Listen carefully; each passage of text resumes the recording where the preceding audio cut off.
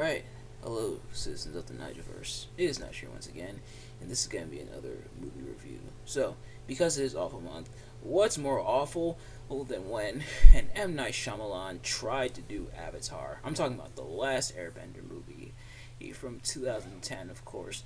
And right off the bat, as not professional movie reviewer or analyst, but I don't need to be to tell you that this movie absolutely sucks. Like, this is literally one of, if not the worst movies I've ever seen. And I saw it when it first came out, but I was too young to fully grasp the concept of how bad it was. And I hadn't seen the show yet. I actually didn't watch the show until like last year, or admittedly, but yeah, I'm kind of late. I admit, but when I was younger, I didn't fully grasp how bad this movie was. But now that I'm older and now that I've seen the show, I can fully tell you that this movie sucks. This movie will have you feeling I have some physical pain in my body right now, and I'm pretty sure this movie has something to do with it. Like, this movie hurt to watch, and it didn't help that I watched this on Sling TV, which was free but was chock full of ads. On one hand, yes, the ads were very annoying, but on the other hand, I wasn't gonna spend my hard-earned money on this movie. I feel bad for the people who spent their hard-earned money on this movie, and it was on Netflix, but they took it off. On one hand, it does kind of suck that I'm not able to watch on there, but on the other hand, I think they did us a favor on that one. But yeah, so I am just gonna spend like the next few minutes ripping this movie apart. Right, so what's wrong with it? Everything. Like, here's the thing, it's like a twofold nightmare of a movie. As a movie, it's bad. A lot of the acting isn't that great. A lot of the effects look cheap, and a lot of the stuff just doesn't work. The characters have little to no chemistry with one another, and yeah, as a movie, it just sucks. As an adaptation, it is insulting. Like, if you've seen the show before, which if you haven't already, definitely check it out, because it's literally, there's a reason why a lot of people consider it one of like the best cartoon shows, TV shows, like of all time. It's definitely, if it's not like the best show of all time, is Avatar: The Last Airbender. If it's not like the best show of all time, it's at least in like, I'd argue it's at least in like the top 3, or maybe top 5, but definitely one of the best shows ever. And with how awesome that show is, and then how abysmal this movie is, it's insulting. It's infuriating. Like, if you're a fan of the show, you will find this movie infuriating. If you've never seen the show, then this will be just another bad movie. But if you watched the show, if you're a fan of the show, you will hate this movie. If anything, it'll make you appreciate the show more, because after I was done with the movie, I immediately went and watched some clips from the show, and you know what? Watching those clips from the show really felt like a breath of fresh air compared to the dumpster fire I just watched. Just everything, literally everything about this movie is awful. And it feels so lazy and so it feels like such a slap in the face. And it's not a movie I recommend at all. Normally I say reach your own conclusions when it comes to movies and stuff, which I normally still talk about how reaching your own conclusions. But with this one, take my word for it, this movie is abysmal. Like, pretty much everything they got wrong.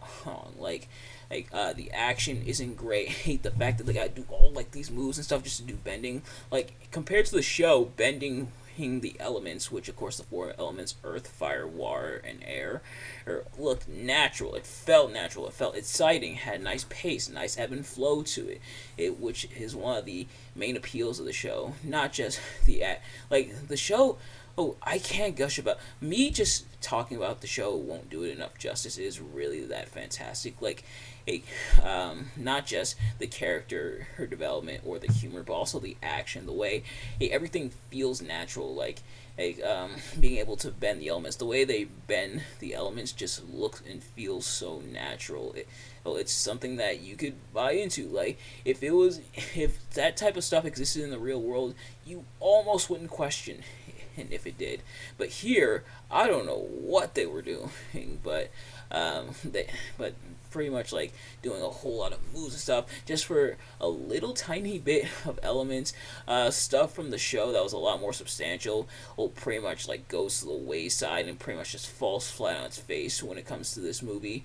He, just everything, it just feels off and it feels gross. Like, the best way I can describe it is if you ever, and I'm sure this happened to some of you guys, is did you ever wake up one day a few hours before one of your classes, whether in high school or college, and then you remember, oh shoot, I was supposed to write an essay.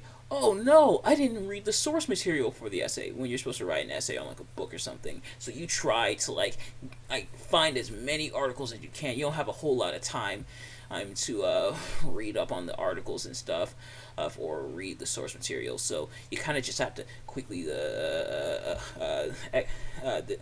look up the story and oh, okay, it's about this, and this. Okay, I'm gonna try to like fabricate an essay, and you do that, and this is a teacher that actually reads the essay, and you get a bad grade on it, which you somewhat kind of deserve, or for not probably taking the time to read through it.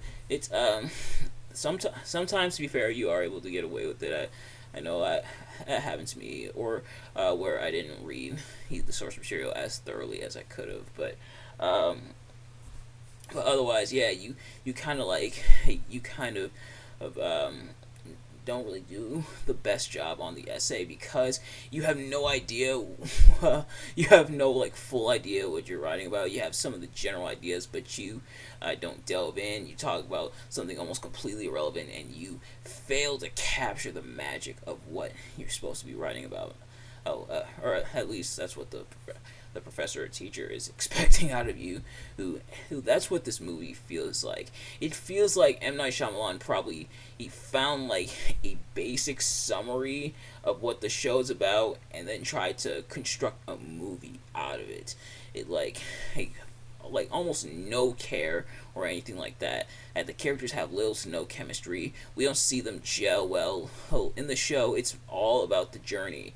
Yeah, we see the characters grow. We see how they interact with each other. And obviously, the show is longer than the movie, so it has to get some points on that. But even like adaptations, there's plenty of really solid adaptations out there where they capture what makes the characters work and what makes the characters' relationships with one another work. But here, it just feels like a bunch of people that met each other for the first time.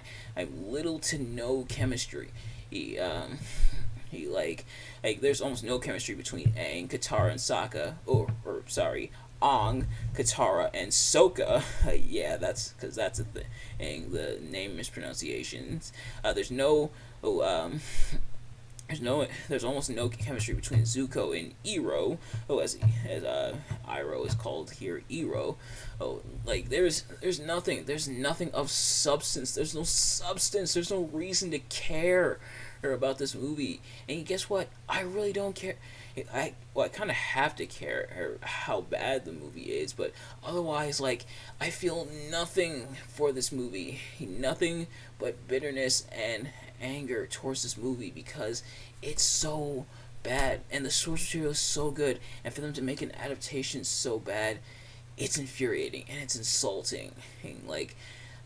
Other adaptations, there have been some other bad adaptations out there, but at least some of them try. They kind of try to tie things together.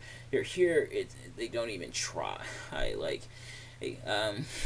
think it was the Nostalgia Critics review of it that best put it best. It's like chess piece storytelling.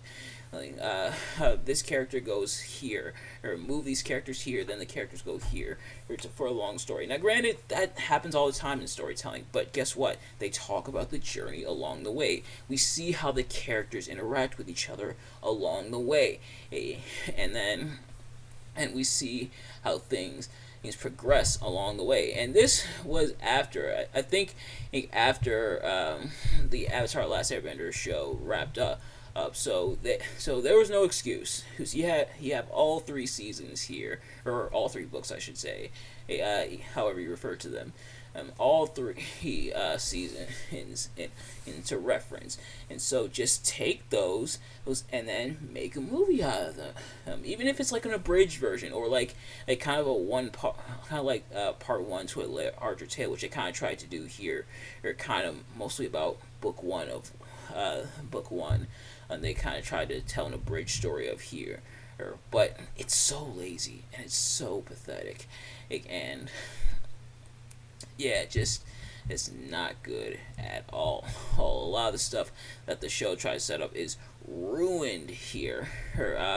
Whether it's the characters having no chemistry, the lackadaisical action, the skin complexions for some of the characters, and their like background and ethnicity and stuff of that the character is supposed to be. Just no amount of words can describe how awful this movie is. It definitely deserves to be here in Awful Month. If I had to find something good about the movie, if I had to find some stuff that was good about the movie, which it's hard. I think for the most part there was like one, maybe two characters that I think were done fine, I guess. As Iro, he was done okay. They kind of tried to play into his a more like gentle, fatherly nature. Or fine, okay, that one kind of works. He's not as like tough as Iro is in the show. He didn't even threaten Zhao when he threatened to kill the moon spirit. Right in the show, Iroh said, "You kill that moon spirit, I will unleash the same thing on you 1,000-fold." Here, not even a threat like that, and Iroh didn't even attack Zhao. When Zhao killed the moon spirit in the show, Iroh immediately went to attack. But here nothing. He shoots out the fire because, of course, Dragon of the West and everything, and then Zhao runs off. But that's it. That's all Iroh does. Because he didn't even fight Zhao. It's almost like he didn't care. Or, what? I take it back. Heck, Iroh hasn't done well in this movie at all. And the other one is Princess Yue. She's done okay. Her and Sokka, or Sokka, don't have that. It's weird. Like, there's a little bit of chemistry there, but not a lot. It's barely any. Honestly, there really isn't. There's not even any chemistry there, but at least her mannerisms are kind of consistent with the show. I'll give her that. They're kind of consistent with the show. But aside from that, everything else about this movie sucks. Don't watch it. Don't bother, or don't bother seeking it out. It is not worth it. The only way I recommend this movie is out of morbid curiosity. Very, very morbid curiosity. Either that, or if you have some friends and you want to laugh at a pathetically bad movie, although this movie, not really a laughing matter, sadly, for how bad this movie is. But if you have friends, I think that was my problem, is I didn't invite any of my friends over or to watch the movie. I endured it on my own. But I would not. But what type of friend would I be to subject my friends to that kind of torture? Not a very good one. But nonetheless, that's going to do it with this review. Thank you all so much for watching. I hope you enjoyed. If you did, please do me a favor. Like, comment, subscribe, share with your friends, turn on post notifications so you know every time I upload a video so you can see as soon as it drops. Let me know in the comments below how much you hate this movie and how much you like or dislike my review of this. I kind of try to be fair with these reviews, but this movie, I just can't. But thank you all so much for watching, and I will see you guys later. Peace.